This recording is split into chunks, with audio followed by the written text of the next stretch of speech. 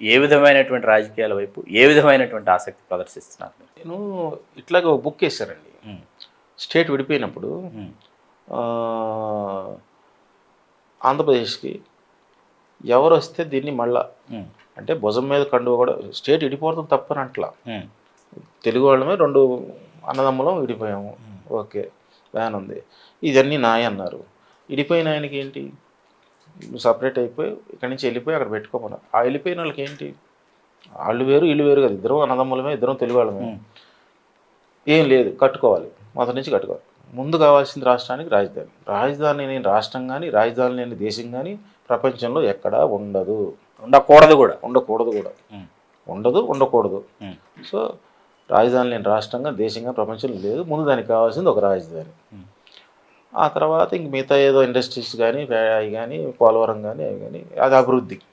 ముందైతే administrative capital ముందు రాజధాని అయితే కావాలి, తర్వాత అభివృద్ధి కావాలి. అక్కడ ఏమీ లేదు, ఉన్నాయన్నీ ఉంచేసుకున్నారు. అంటే భుజం మీద కండువ కూడా లాగేసుకుని పంపించారు.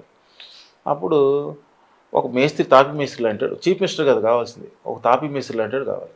దాన్ని ఒక ఆర్డర్లో పెట్టి కట్టించి ఇచ్చేస్తే ఆ తర్వాత వచ్చే చీఫ్ మినిస్టర్ దాన్ని ముందుకు తీసుకెళ్ళి కొనసాగిస్తారు. ఇప్పుడు మనకు కావాల్సిన తాపీ మేస్త్రి ఎవరు అని నా అనాలిసిస్. నా దాంట్లో ఏ అభిమానం లేదు, వ్యక్తిగత స్వార్థం ఏమీ లేదు. చంద్రబాబు నాయుడు ఒక్కడే. ఈయన ఎందుకంటే ఈయన మంచి తాపీ మేస్త్రిని ఎందుకు అనుకున్నానంటే చూశాను. ఇక్కడ ఒక హైటెక్ సిటీ కట్టాడు, ఒక రౌటర్ రింగ్ రోడ్ ప్లాన్ చేశాడు, ఒక మెట్రో ప్లాన్ చేశాడు, ఒక ఇంటర్నేషనల్ ఎయిర్పోర్ట్ ప్లాన్ చేశాడు, శంషాబాద్ ఎయిర్పోర్ట్ ప్లాన్ చేశాడు. ఇంతకు మించిన తాపీ మేస్త్రి ఎవరు మనకు దొరకడు ఏపీకి. ఈయనైతే అన్నీ బాగా కట్టించగలడు. ఆ తర్వాత వచ్చేవాళ్ళు దానికి ఇంక ముందుకు ఎంత దూరమైనా తీసుకెళ్ళారు.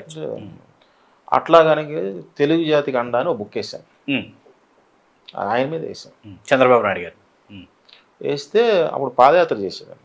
చంద్రయాన్ జరుగుతుంది. అది అయిపోయిన తర్వాత ఆత్మగౌరవ యాత్ర అని, పాదయాత్ర తర్వాత ఆత్మగౌరవ యాత్ర అని పెట్టాడు. అదంటే బస్సు యాత్ర. అది కూడా నేను ఫాలో అయితే పిలిచి అడిగాను, మీరు పాదయాత్రలు కూడా ఫాలో అయినట్టున్నారు కదంటే, మళ్ళీ దీనికి కూడా ఎందుకు వస్తున్నారు అన్నాను. నా పేరు మీద నడుస్తున్న యాత్ర కదండి, అందుకని వస్తున్నారు. ఆత్మగౌరవ యాత్ర. మరి నా ప్రత్యేగాత్మల పూర్తి పేరు ఎప్పుడు వాడేవాడిని కాదండి. ఎన్ఏ ఆత్మ అని, ఎంపీ ఆత్మ కింద రాస్తే ఆత్మనే వేసేవాడిని. అయితే ఒక 2, 3, 4 మీటింగ్లో ఆయన బస్ మీద నుంచి పైన టాప్ మీటింగ్ స్పీచ్ ఇచ్చేటప్పుడు నేను జనాల్లో కనపడుతున్నా. అందరూ వెనకాల ఫాలో అయ్యే కాన్వాయ్ల వాళ్ళు అక్కడే ఉంటారు, ముందుకు రారు. అవును, వెళ్ళరు. నేను ఒక్కడిని దిగి ఆ జనాల్లో ఉంటున్నా. జనాల్లో కూడా ఎక్కడ ఉంటున్నా అంటే వెనకాల ఉండేవాడిని. జనాలకు వెనకాల అలా కాసేపు ఇటు ఒక మీటింగ్లో అటు ఇటు తిరుగుతుండేవాడిని. ఆయనకి ఎందుకు డౌట్ వచ్చింది, గమనించాడు, అబ్జర్వేషన్ ఎక్కువ ఆయనకి. గమనించి ఆయన పిలిపించి నేను వెనకాల ఎక్కడో ఏదో వెహికల్లో ఉన్నా, పిలిపించి సార్ రమ్మంటున్నారంటే, మీరు ఫాలో అవుతున్నారు బాగానే ఉంది, స్పీచ్ వినటానికైతే పక్క నుంచి వినొచ్చు కదా, మీరు జనాల్లో ఉండి అటు ఇటు వెనకాలంతా తిరుగుతున్నారు, ఏం చేస్తున్నారు అన్నారు. ఏం లేదండి, క్లాస్ రూమ్ కాన్సెప్ట్ అన్నా. అదేంటి కాన్సెప్ట్ అన్నారు. మా టీచర్ వచ్చి పాఠాలు చెప్తే శ్రద్ధగా ఈయనవాడు ఫ్రంట్ బెంచ్లో కూర్చుంటాడు, శ్రద్ధగా వింటాడు, నోట్స్ బుర్రలోకి ఎక్కించుకుంటాడు, కావాల్సిన నోట్స్ రాసుకుంటాడు. చదువు మీద శ్రద్ధ లేనాడు ఏం చేస్తాడు, లాస్ట్ బెంచ్లో కూర్చుంటాడు. ఆడు ఎప్పుడు బిల్లు కొడతారా, ఈ క్లాస్ ఎప్పుడు అయిపోద్దా, మనం వెళ్ళిపోదామా అని. అబ్బా ఆడు ఎప్పుడు బిల్లు కొడతారా, క్లాస్ అయిపోద్దని ఒకటి, రెండోది రన్నింగ్ కామెంటరీ చేస్తుంటాడు. బోరు కొట్టిచ్చేస్తున్నాడు రా బాబు, రోజు రోజు ఈ సబ్జెక్ట్ ఎలా చేస్తున్నావు, ఈయన వచ్చాడంటేనే క్లాస్ బోరు. అట్లా వాడు ఆయనకి మించి వీడికి నేను పండితుడిని, ఇవన్నీ నాకు ఎప్పుడో తెలుసు, నాకు కొత్తగా చెప్పేది ఏంటి ఈయన అన్నట్టుగా రన్నింగ్ కామెంటరీ చెప్తుంటాడు. అట్లా లాస్ట్ బెంచ్లో వాళ్ళగా ఇక్కడ కూడా మీటింగ్లో లాస్ట్ బెంచ్ వాళ్ళు ఉంటారు. వాళ్ళు ఏంటి గమ్మున వినరు, ముందున్న వాళ్ళు వింటారు. వాళ్ళకి మీద మీరు ఫోకస్ పెట్టక్కర్లేదండి. ఆ శ్రద్ధగా వింటున్నారు అంటే వాళ్ళు మీ లైన్లో ఉన్నారు. మీ లైన్లో లేని వాళ్ళు మీ లైన్లోకి వస్తున్నారా, మీరు చెప్పేది వింటున్నారా, కన్విన్స్ అవుతున్నారా, మీకు ఓట్లు వేస్తారా వేయరా అని తెలుసుకోవాలి. ముందండి తెలుసుకుని వేస్తాడో వేయడం తెలుసుకుని నేనేం చేస్తాను, వాళ్ళు ఏం తెలిసింది మీకు అన్నారు. చాలామంది రన్నింగ్ కామెంటరీ చేస్తున్నారు. ఇట్లాగే వాళ్ళు ఏమన్నారు అట్లాగే చెప్పేసేవాడిని. పీకే వాళ్ళే 9 ఏళ్ళు అనేసేవాళ్ళు. మాస్ జనం కదా, మాటలు అట్లాగే ఉంటాయి కదా. అడిగి ఈయన చుట్టం కాదు కదా, ఈయన ఎన్టీ రామారావు ఎంటోడు అనేవాళ్ళు. ఎన్టీవాడు. అవును. ఇప్పుడు వాళ్ళ భాష అది, వాళ్ళ అంత స్వతంత్రంగా మాడేస్తారు. 9 ఏళ్ళు ఉన్నప్పుడు ఏం బీకావు అప్పుడు ఎందుకు చేయలేదు ఇట్లా మాట్లాడుతున్నారండి.